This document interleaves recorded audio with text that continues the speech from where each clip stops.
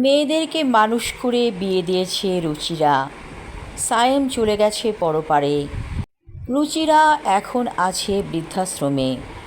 দুটো মেয়ের একটিও রুচিরার দায়িত্ব নিতে চায়নি। বলেছে মাকে, তুমি চলে যাও বৃদ্ধাশ্রমে, তোমাকে নিয়ে আমাদের সংসারে সমস্যা হয়। রুচিরা ভালোই আছে। এখানকার জীবন অদ্ভুত রকমের। অনেক বৃদ্ধ আছে এই বৃদ্ধাশ্রমে, তাদের সাথে চমৎকার কেটে যায় সময়।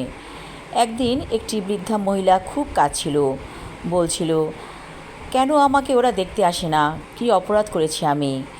রুচিরা তাকে সান্ত্বনা দিয়ে বলেছে, জীবনটা এমনই, জীবন যেভাবে ধরা দেয় সেভাবেই তাকে বরণ করে নিতে হয়। কেন দুঃখ করছেন? ছেলেমেয়েরা তাদের মতো থাক, আপনি আপনার মতো থাকবেন।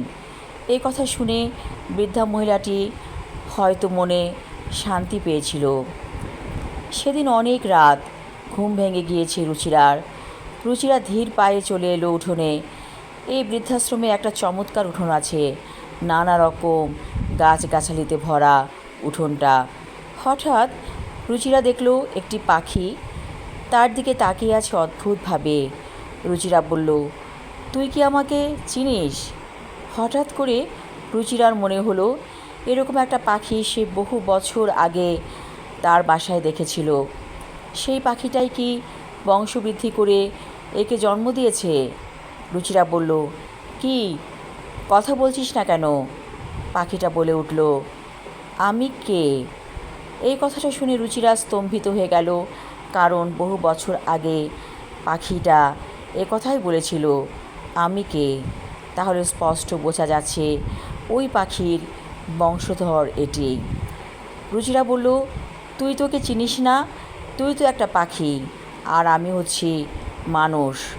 পাখিটা আবার বলল, আমি কে? রুচিরা অনেকক্ষণ চুপ করে থাকলো। ওর কাছে আবার পৃথিবীটাকে রঙিন মনে হলো। রুচিরা মনে মনে বলল, আমি বাঁচব, বেশ সুন্দরভাবেই বাঁচব, কাউকে আমার আর দরকার নেই।